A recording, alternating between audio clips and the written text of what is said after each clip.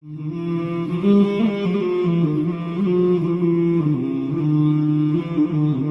Ramadan is going to start in like, what, a few days, 4 or 5 days, depending on when I upload this.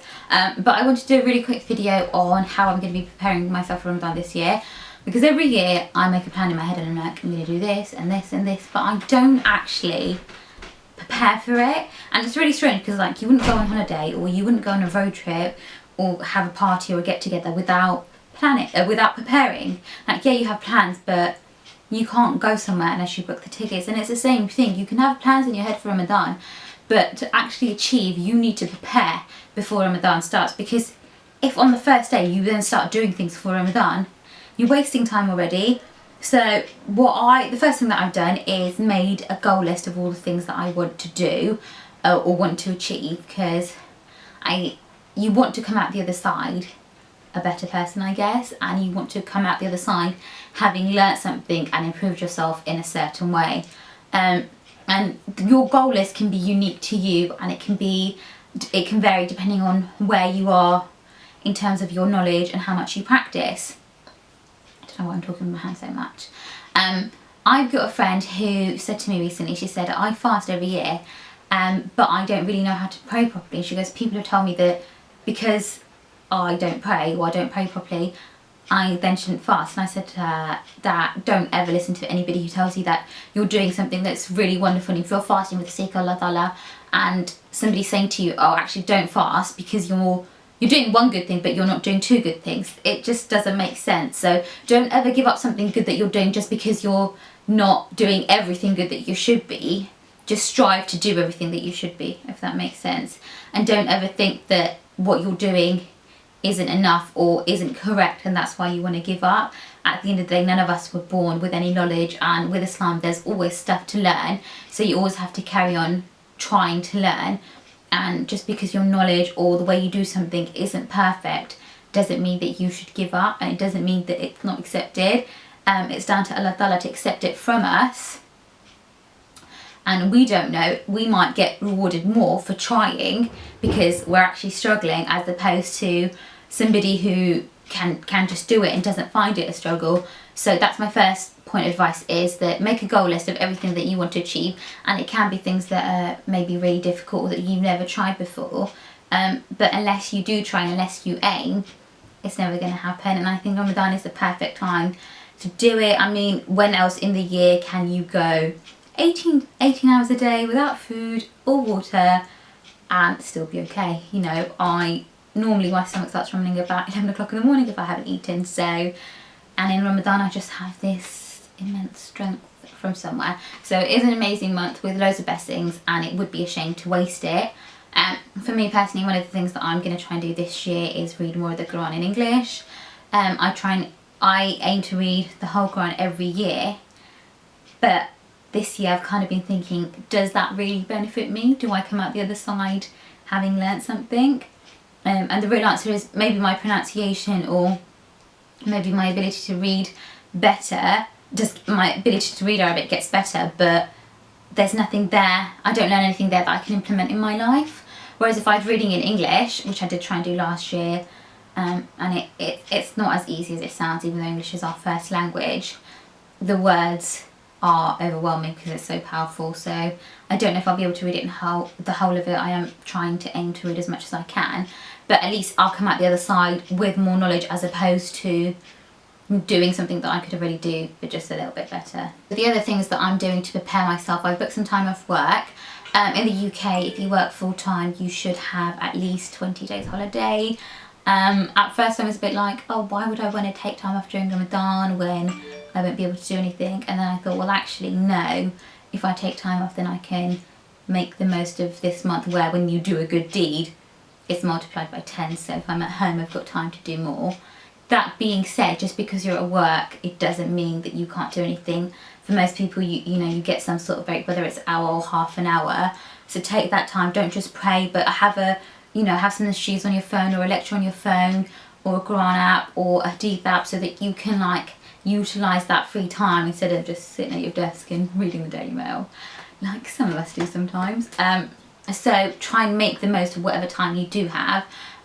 Maybe if you work in an environment where there's not many Muslims and people don't really know about Ramadan, it might be worth sending, putting up a poster or sending around an email telling people what Ramadan is about, and maybe saying to people that, look, if you've got questions, come and ask. I personally, I don't know why, I love answering people's questions, because I feel like people don't know enough about our religion and they judge it by what they see on the media, and you are a really good example to the people around you of your religion and how it's not what the mainstream media portrays us to be like. And so telling people to ask you questions and then answering them is a good way to develop other people's understanding of Muslims. That being said, obviously you need to be able to explain why you're doing what you're doing.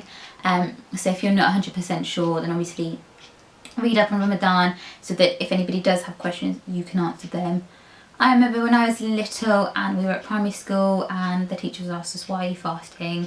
And it'd be like our response, and it wasn't just me, it was most of the Muslim kids who were fasting, we would say, oh, it's so that we can feel what poor people feel. And I guess that is part of it, but that isn't all of it. And it's important that we have an understanding of what we do and why we're doing it so that we can educate other people. The other thing I'm going to try and do is make some CDs for my car. So try and get some nasheeds. My friend always sends me lectures, so I'm going to try and put all of the lectures on the CD so that I can listen to them on my way to work or on my way back. It's kind of hard to avoid music, but obviously just try if you can, especially throughout this month. Maybe if you're trying to learn a surah or learn something off by heart, like download it so that you've got it on your phone so that you can listen to it when you're out and about. And that way, you know, when you get those like brain worms that kind of repeat the song to you like 3 days after you listen to it, you know, you'll have the recitation, I've forgotten how to pronounce that word now, in your head like all the time, and it'll help it to become easier for you to learn as well. So see if there's any local charities that you can help out in. It might just be the local Oxfam shop, or it might be a charity that need a young person to manage their social media or their Facebook page. Just see, even if it's a couple of hours a week that you can do, it'll be like, instead of doing 2 hours, it'll be like you get the reward of, what's 2 times 10? 20. Why did my mind go blank then? You get like 20 hours worth of reward for that 2 hours worth of work. You know, and so just see what else you can do to be charitable. It's not all about money, it's about giving time. Try not to waste time. It can be difficult, especially when you've had a long day at work and you're tired. It can be difficult to, like, you want to come home and just nap, and sleep is going to be one of the most difficult things this Ramadan, because it's like, when are we going to sleep? Because of all the time.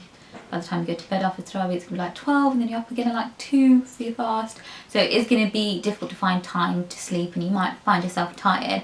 But just remember that once this month is over, you don't know if you're going to get to see next Ramadan, and essentially you want to make the most of every day that you have of this month. Get together a list of books that you want to read. I have got a couple of books that my friend gave me, and they've kind of just been sat on my bedside table, and I've read like the first 2 pages, and I keep saying, yeah, I'll read it, but then in the evenings I sit down and end up spending time on, you know, YouTube or watching EastEnders. I don't even know why I still watch that, but yeah. So in Ramadan, that half hour that you spend watching EastEnders or Hollyoaks or whatever, instead of doing that, why not sit down with a book, and that half an hour, just spend half an hour reading it. You might actually learn something that really touches you, that really changes you, and increases your knowledge in a good way, that it has an effect on your behaviour and the way that you are as a person, and it helps you grow. The other thing I was going to say is, if your Eid outfit, if you can, try and get it before Ramadan starts, because you really want to avoid going out into the marketplace when you're fasting. Firstly, it's not nice when you go out and you can smell all these nice foods. But secondly, that time that you waste when you go out could be used doing something more productive, and it's you know, you kind of guarantee that if you go out to buy an Eid outfit, you'll probably end up buying something else unnecessarily. So try and get your Eid outfit sorted before Ramadan as well. That being said, I have got a giveaway video that I will be uploading during the first week of Ramadan. It's got 3 really gorgeous abayas that I'll be featuring, so keep your eye out for that, and I will put the link below. I'm gonna switch off now because like it's getting kind of dark. It's 9:15. I don't even know if this footage is recording properly, so I will see you all soon, inshallah.